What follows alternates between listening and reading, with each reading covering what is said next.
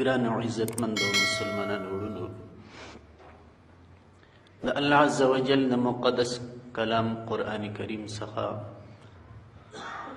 د یوه آیت مبارکه د یوې حصې تلاوت ستاسې مخ ته ووسو. د جناب رسول الله صلی الله علیه وسلم د مبارکو احادیثو څخه یو حدیث شریف چې امام مسلم رحمه الله نقل کړی دی ستاسې مخ ته ذکر سو. عزیزانو، الله عز وجل فخپل کلام قرآن کریم کښې د نیکو بندگانو یو صفت او وصف دغه ذکر کړی دی چې دوی د الله عز وجل څخه د عافیت غوښتنه کوي. هر انسان چې په دنیا کې ژوند کوي غوښتنه یې د الله عز وجل څخه د خیر و خیریت وي چې یا الله ما ته د خیر ژوند راکړي، د عافیت ژوند راکړي، د سکون و آرام ژوند راکړي، د خیر و د ښېګڼې او د ښو اخلاقو توفیق راکړي. ومنهم من يقول ربنا آتنا في الدنيا حسنة وفي الآخرة حسنة وقنا عذاب النار. الله عز وجل فرمایي دا مې نیک بندګان چې دوی په دنیا کې الله ته خواستونه کوي چې یا الله موږ ته په دنیا کې هم ښه ژوند او ښېګڼې او د عافیت ژوند راکړي او په آخرت کې هم ښه ژوند راکړي او د دوزخ د اوره مو وساتي. احادیث مبارکو ته چې ولاړ سئ، نبی کریم صلی الله علیه وسلم په هغه دعاګانو مبارکانو کې چې امت ته یې ښوولي دي په هغوی کې هم دغه دعاګانې راغلي دي چې تاسې د الله عز وجل څخه خیر و عافیت وغواړئ، بلاوې مه غواړئ، مصیبتونه مه غواړئ، تکالیف مه غواړئ. د الله عز وجل په حضور او په مخ کې د خپل شجاعت و غیرت و زور اظهار مه کوئ.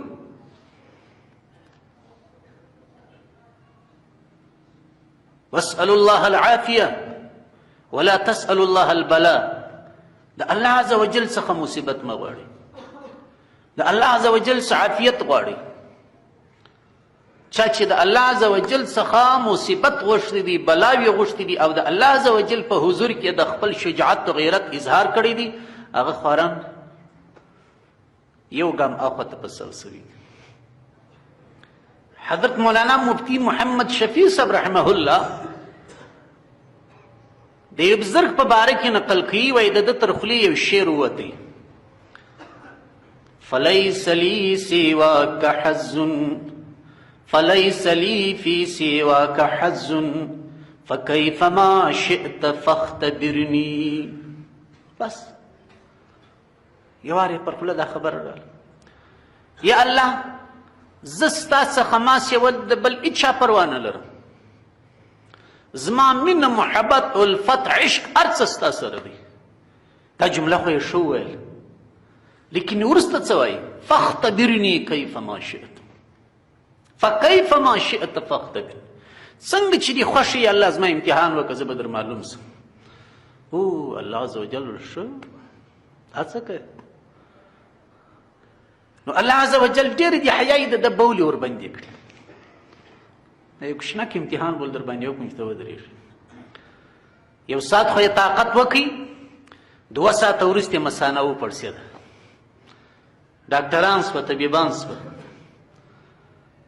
بغارې شروع کړي، ننواتې شروع کړي. الله عز وجل خو الهام ورته وکړي، خو تا ما ستا سره محبت دی، دا څنګه کار دی؟ نو دې بزرګ ته وایي ماشومان راتله د کلي څه سبقان یې ورته ویل، سپاره ده، شروط الصلات، 5 کتاب دی ازموږ داسې. نو هغه ماشومان چې پر ده یې درسونه ویل دا یې ټول راجمع کړل. نو بیا ورته لاسونه پورته کړي، تاسې ماشومان یاست، ادعو لعمکم الکذاب، دا خپل درواغجن کاکا ته خو یې دعا وکړئ، ما خو د الله عز وجل سره د عشق دعوه وکړه، مال ونیسه، فکیف ما شئت فاختبرني، چې څنګه مې ازمایه ته مې وازمایه، لیکن زه خو یې د شاشوبندۍ طاقت نه لرم.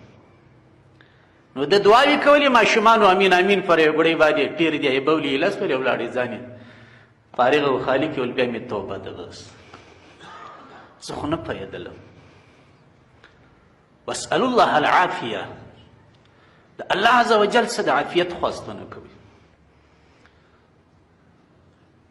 حکیم الامت حضرت مولانا اشرف علي تهنوي رحمت الله علیه یو کتاب لري د مناجات مقبول په نام. په دغه کتاب کې یو ورد و ذکر و دعا چې در نقل کړې ده د عافیت همدغه ده چې د دوشنبې د ورځې په وظیفه کې راځي.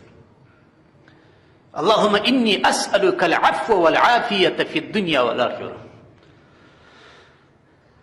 اللهم اني اسألك اي الله ز سوال کوم ستاسو العافیه د ګناهونو د عفو والعافیه د شجون والعافیه د شجون فی دینی و دنیای و اهلی و مالی. خدای دین مم را خوندې کې ډیرو خلکو دینداری د لاسه ورکړل انقلاب دي که نه دي. وتلک الایام نداولها بین الناس.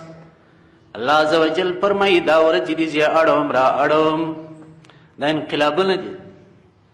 نن یو سبا بل پر چوکۍ هېڅوک نه دي زوړ سوی. ټرمپ چې نږدې ده د خدایي دعوه کوي سبا و بل سبا ځي ختم سو.